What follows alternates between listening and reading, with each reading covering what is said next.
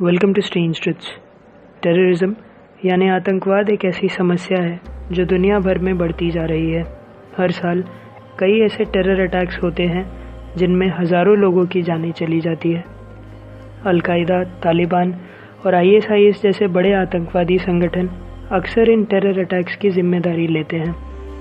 America, India, France, UK और कई दूसरे देश इन टेररिस्ट ऑर्गेनाइजेशंस और उनके लीडर्स पे नज़र बनाए रखते हैं और उन्हें ख़त्म करने के लिए कई सीक्रेट ऑपरेशंस को अंजाम देते हैं।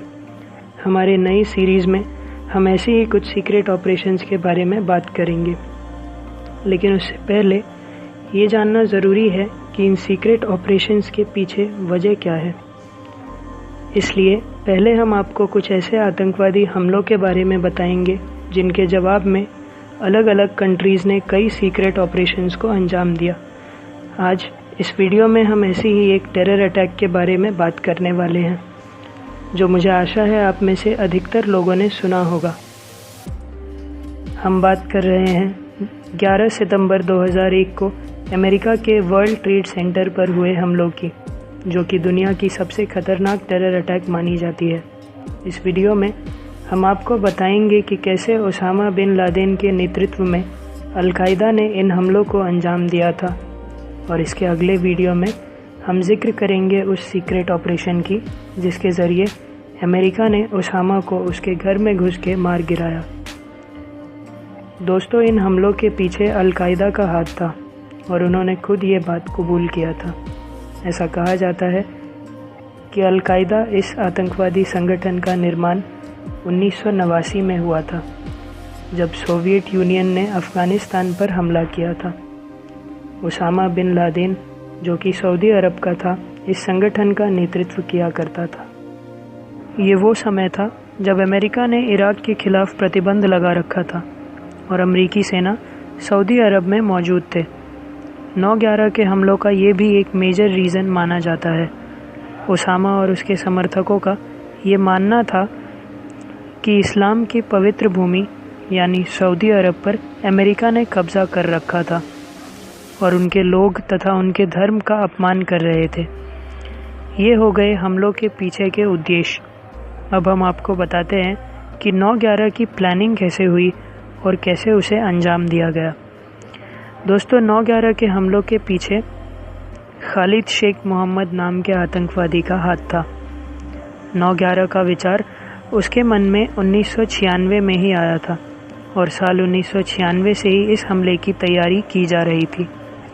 मैं आपको बताना चाहूँगा, खालिद शेख मोहम्मद ही वो इंसान था जिसने इस हमले की पूरी प्लानिंग की थी, टारगेट सेट किए थे और असली मास्टरमाइंड था। ओसामा के समक्ष उसी ने ये प्रस्ताव रखा था। ओसामा ने आर्थिक सहायता की और हमले के लिए नेतृत्व प्रदान किया था। 1999 में जर्मनी के हैम्बर्ग से कुछ आतंकवादियों का एक समूह अफ़गानिस्तान बुलाया गया। इन आतंकवादियों में मोहम्मद अत्ता, मरवान अल-शेही और ज़ियाद जर्राह जैसे टेररिस्ट भी शामिल थे। ये सभी लोग अच्छे एजुकेटेड थे, वेस्टर्न कंट्रीज़ में रहने का अनुभव था और ये अच्छी खासी अंग्रेज़ी भी बोल लेते थे। इसीलिए इनमें से 19 लोगों को इस हमले के लिए चुना गया। ओसामा ने खुद उन 19 लोगों को चुना था। इसके बाद अगले 2 साल तक हमले की तैयारी की गई और फिर वो दिन आ गया जब इन हमलों को अंजाम देना था। 11 सितंबर 2001 की सुबह 19 आतंकवादियों ने मिलकर 4 अमेरिकी विमानों को हाईजैक कर लिया। इनमें से 3 विमान लॉस एंजलिस की ओर जाने वाली थी और एक सैन फ्रांसिस्को को। ये चारों फ्लाइट्स सुबह 8 बजे से 8:45 के बीच अलग अलग एयरपोर्ट से निकलने वाली थी। इनमें से 3 फ्लाइट्स में 5-5 हाईजैकर्स यानी आतंकवादी थे और एक फ़्लाइट में 4। लगभग 8:46 पर पहला हमला हुआ जब अमेरिकन एयरलाइंस फ़्लाइट 11 को वर्ल्ड ट्रेड सेंटर के नॉर्थ टावर से टकरा दिया गया।